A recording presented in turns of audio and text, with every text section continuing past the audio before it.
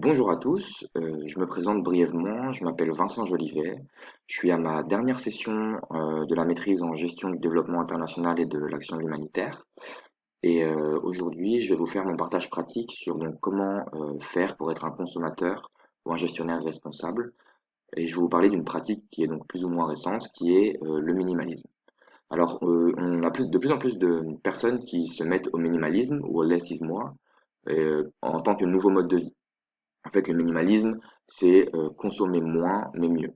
C'est une pratique qui implique donc de se débarrasser du superflu pour se concentrer sur l'essentiel, avec pour objectif de se libérer de l'espace dans sa vie, mais surtout dans sa tête. Alors, c'est pas l'acte de consommer qui est remis en cause, mais c'est surtout la consommation excessive, voire compulsive. Les minimalistes pensent généralement qu'en possédant moins d'objets, on peut jouir d'une meilleure utilisation de ce que l'on a.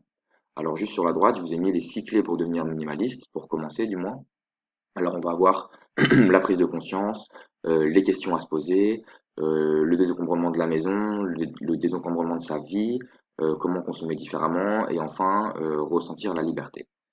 Alors pour mettre en place ces pratiques, on peut s'aider de la technique des 5 R, avec le premier qui va être refuser ce qui n'est pas nécessaire, le second qui sera réduire ce dont on a besoin, ensuite on a réutilisé autant que possible, le R de recycler, donc ce qu'on peut ni refuser, ni réduire, ni réutiliser.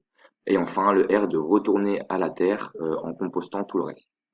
Un autre aspect du minimalisme qu'on retrouve aussi souvent, c'est le tiny houses. Alors ici, on ne parle pas de vêtements, ni d'accessoires, ni de prêt-à-porter, mais bien de petites maisonnettes de 10 à 30 mètres carrés. En fait, c'est un choix de vie vers plus de simplicité pour se donner du temps à soi-même, mais surtout aux autres.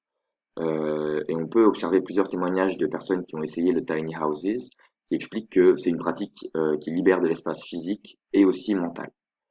Ensuite, un projet qui est très connu dans le monde minimaliste, c'est le projet 333, qui a donc été lancé en 2010 par la blogueuse Courtney Carver, et qui consiste à ne s'habiller qu'avec 33 articles, donc vêtements, chaussures, accessoires, pendant 3 mois.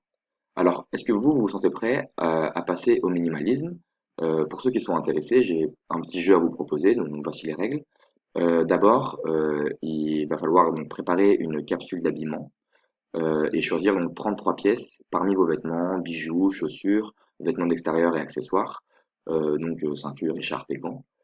Pour commencer, on va être gentil, on ne va pas compter dans les 33 tout ce qui est alliance, sous-vêtements, pyjama et vêtements de sport ou de bricolage, à condition bien sûr que vous fassiez du sport et du bricolage.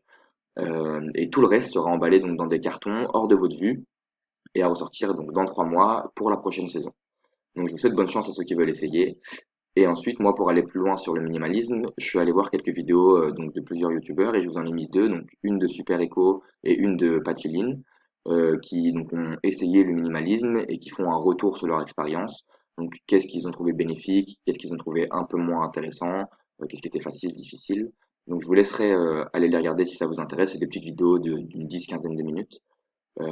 Et moi, je vous souhaite une bonne fin de journée et merci de m'avoir écouté.